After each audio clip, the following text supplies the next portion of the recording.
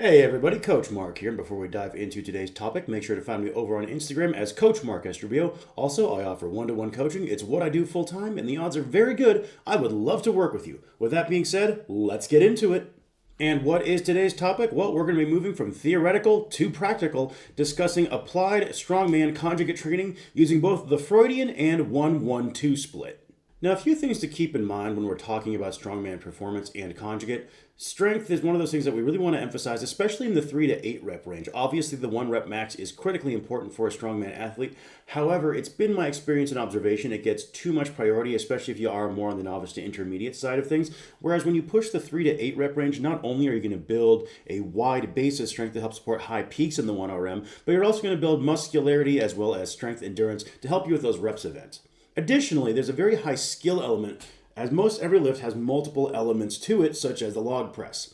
Raw strength alone is going to cause your skill to bottleneck your progress. If you take someone who's a very strong bench presser, they can probably press quite a bit on the log, but they're going to have the hardest time getting it to their chest as well as applying leg drive correctly, which is a skill need. Conditioning and strength endurance obviously need to be emphasized, so high rep work will have a lot of value for the strongman athlete. And then lastly, you got to think about pressing, pulling, carrying, and loading strength. They need to be able to express across multiple various positions with multiple various implements. So what this means for us is this is where conjugate shines because of the use of targeted variations. So just to help kind of expand on what I'm talking about here, if we look at the aforementioned log clean and press, you'll need to do all the following things efficiently to get the most out of the movement.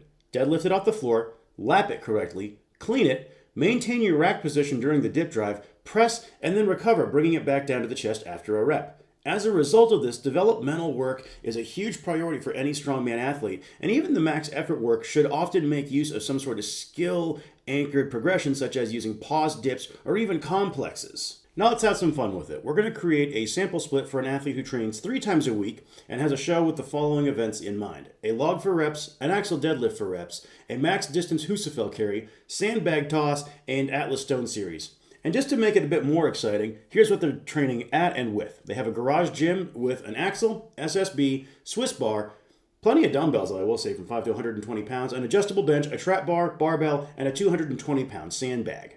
So analyzing the situation, we don't have throwing bags, we don't have Husafel, we don't have a log, nor do we have Atlas stones. So we're going to need to get pretty creative with training several of these events, but luckily we've got a few specialty pieces that allow us to get close enough with special movements and train key elements and attributes that will allow us to perform come competition day. For example, on the log, the neutral grip bar push press is obviously going to be a great contender for helping improve the push press mechanics, especially if we factor in stuff such as paused dips. However, another very valuable movement we can use is a sandbag clean and hold at the chest plus dip jerk. What this is going to allow us to do is train that awkward, uncomfortable rack position with a neutral grip via the sandbag. And then lastly, all manner of incline pressing will help improve that strict pressing power. So by using these various movements together, what we'll do is we'll improve leg drive, we'll improve strict pressing power, and we'll also help improve that awkward rack position.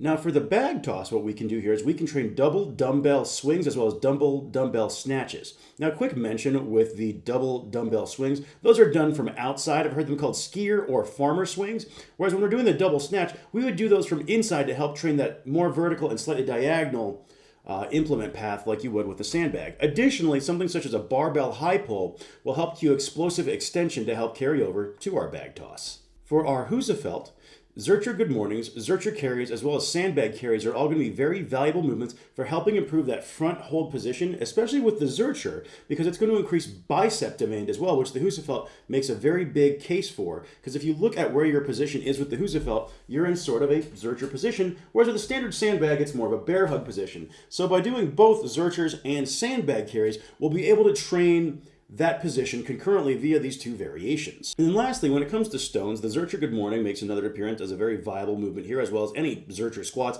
Zercher everything really. Sandbag loading, and then also all manner of rows to help shore up the upper back. When we train all of these things together, you can see how it is we're able to develop the various individual aspects that make a lifter successful in the whole event together, even without having the specific implement.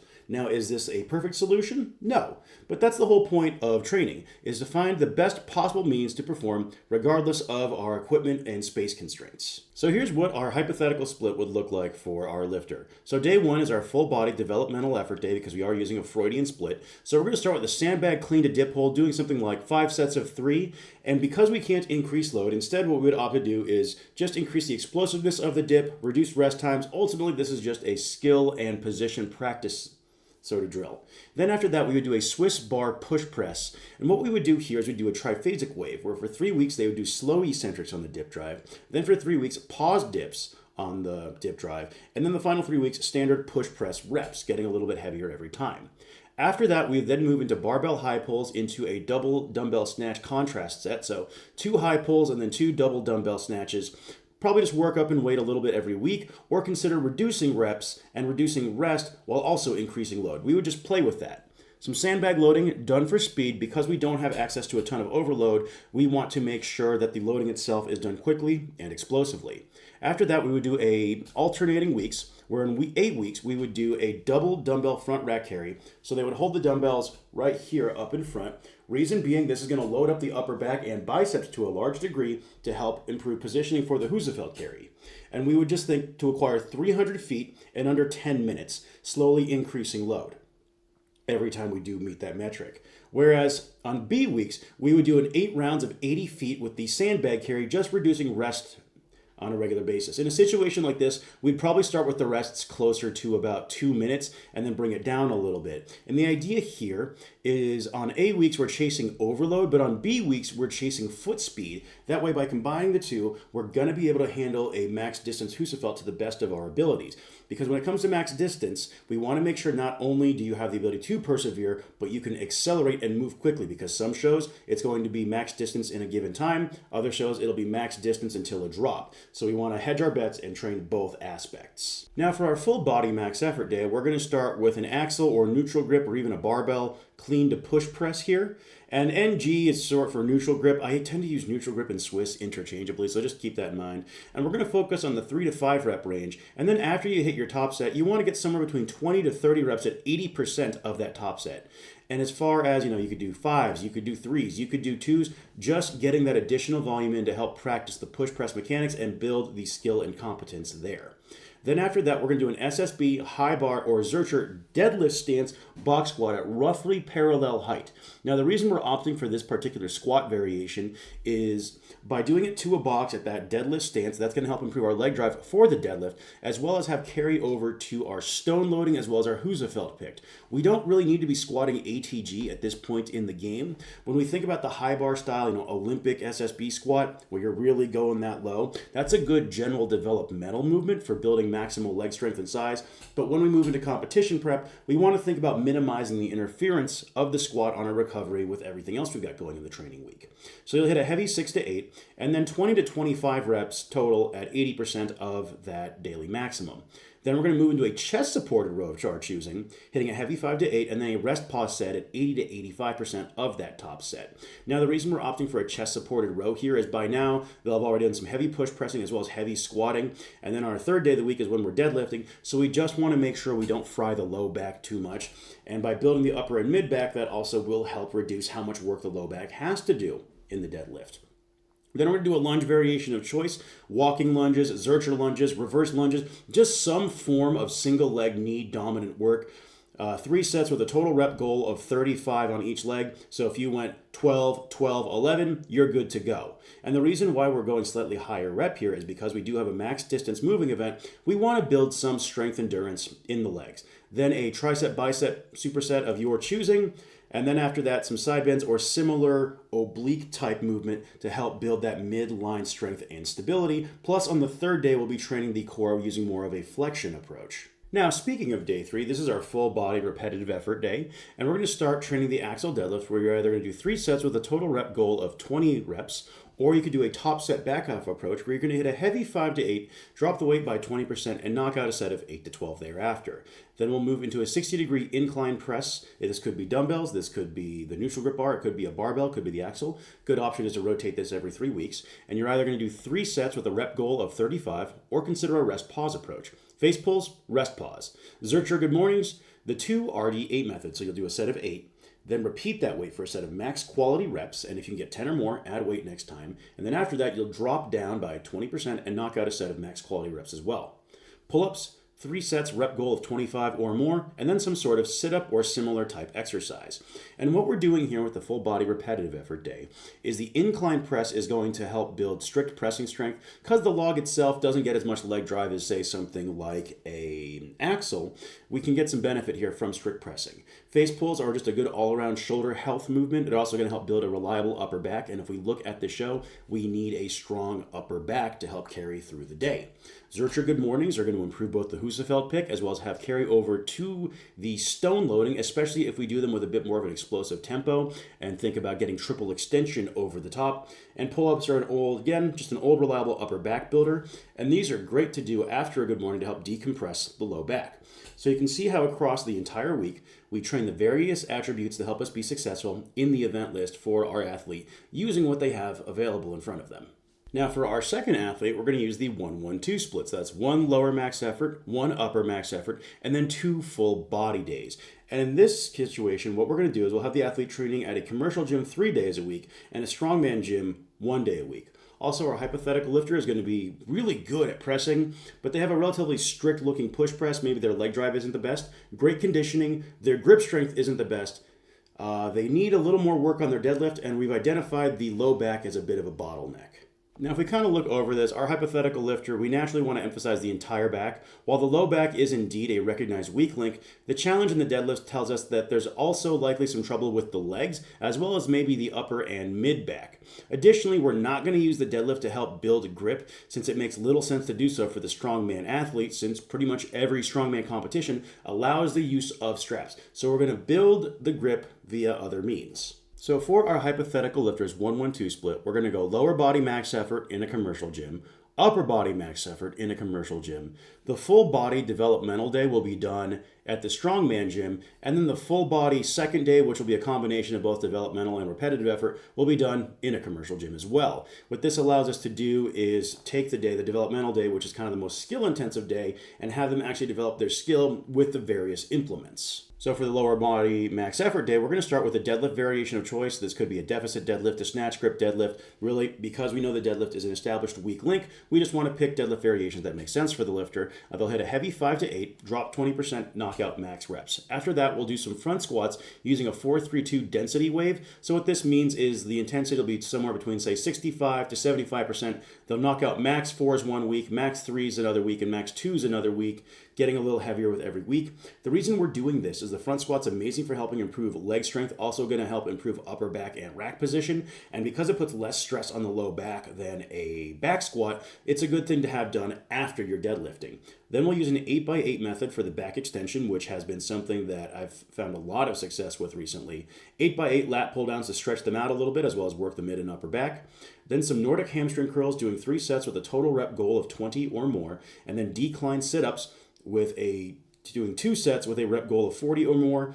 Those higher rep sit-ups are going to be nice because, they are going to flex and extend the back a little bit, get some blood in there. I find that this is a great way to just, how should I put this, improve subjective well-being after a lot of lower body work. However, if they are a lower reps kind of guy, we might bump that up to 3 sets with a total rep goal of 40. Just varies from person to person, but this is a good overall template. Now for our upper body max effort day, we're going to do some sort of floor press variation or maybe a bench press variation, or we could even do a shallow incline variation. And again, we're going to think a 5 to 8 rep max, drop 20% and rep out. Then we're going to do barbell push press thereafter, much like we did with the front squat, to help improve that practice of applying leg drive and just get a lot of volume in with that 4-3-2 density approach. Then a chest supported row of our choosing with the rest pause method, 2 RD10 skull crushers, 3-way delts, that's front raises, side raises, and rear raises, with 3 sets done. And the idea here is we want to get 50 on all 3 variations across those 3 sets. So you need to hit at least, what would be 16 per set to move up, ideally more, because 3 times 16 is 48. Then after that, some hammer curls just to work the biceps a little bit. This day here, you can see it focuses a bit more on just the static pressing muscles, but we do get some push press work in. And the reason why we're not doing a ton of push press work on max effort day is we don't need to train them to strain under push press. We need them to develop their ability to use leg drive correctly, which we're going to do heavily on our full body developmental day at the strongman gym. So now that we're at the Strongman gym, we're going to start the day off with some SSB jerk dips. So that's literally just the dip drive of a push press with the SSB held, handles out in front of you. And what that's going to do is it's a little heavy, it's a little awkward, the weight's out in front of you, so it'll help you learn how to maintain a good, powerful rack position, really great for transference to the log press, and we're just using it as an all-around builder for their leg drive and dip drive mechanics. Then after that, we're going to do some Viking presses with a 6x5, 8x4, and 10x3 3-week wave. Reason why we're doing Viking press is because it has a lower stability element. It allows our lifter to just focus on applying their legs into the push press. Also, the Viking press is one of those ones where it's a really good all-around upper body builder. Even if you're not a strongman athlete, if you have access to it, it's a great way to build some delts and shoulders, get a lot of leg drive in. Then after that, we're going to do some sandbag throws or power stairs. Reason why is both of these are explosive. They're going to help with triple extension. That way we learn how to use the legs, we learn how to use the glutes and the hips all together, because that'll also have transference to our deadlift. After we've done that, we're going to do a density approach with walking lunges. So this is, sets of 5 to 8 per leg at a time, trying to accumulate 35 to 40 in under 10 minutes. Really good for the work capacity there. Then we're going to knock out a T-bar row because we can never have too strong of a back, and then some ab wheel thereafter. So you can see how this day makes use of specific strongman implements to train the attributes we need to develop in our athlete, namely the leg press as well as hip extension, and then we're also just getting a little bit of work capacity in there. You could also consider doing something like farmer's walks, but for this wave, we're actually going to talk about their grip work on the 4th day. The 4th day of the training week, we're back at the commercial gym, and we're going to start with some good morning sync. 25 total reps across 3 sets, then a dumbbell incline, 35 total reps across 3 sets, then seated dumbbell cleans. These are great for the upper back, also really good for shoulder health. And I found personally when I do them, I just find my posture gets better and I feel a lot better through the whole upper back region, especially during a heavy deadlift where I tend to fold a little less. Then after that, we're going to do a standing behind the back barbell hold, not hook, just standard grip. This will help build grip strength very quickly, and what's nice about this too is it doesn't put a lot of compressive force on the spine. That way they're not going to shoot their recovery. And then after the barbell holds, we'll do some rest pause hamstring curls, and then a rest pause plus drop on a deadlift stance leg press. So they'll do their rest pause set, drop at 20%, and then follow up with another rest pause set.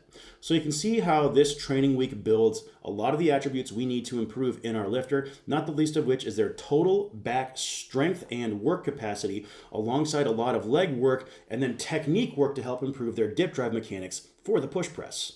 Ultimately, a properly scheduled training week for the strongman athlete will see them improving their limit and repetitive strength while also driving skill and positional adaptations to prevent bottlenecks in their long-term progress. So remember, for the strongman athlete, it's important to not only identify and attack weaknesses, but we also have to respect the complexity of the events and layer the efforts and movements in such a way that they don't cause excessive interference with one another. In the next video, we're going to be talking about Conjugate for the power builder type, and we're going to be using a 2x upper-lower split as well as a lower, upper, and full body split. Thank you so much for watching. I hope you found this useful. If you have any comments or questions, let me know down in the comments section below. The best comments and questions are ones I will turn into topic videos. That's all I've got for you. I'll see you folks next time.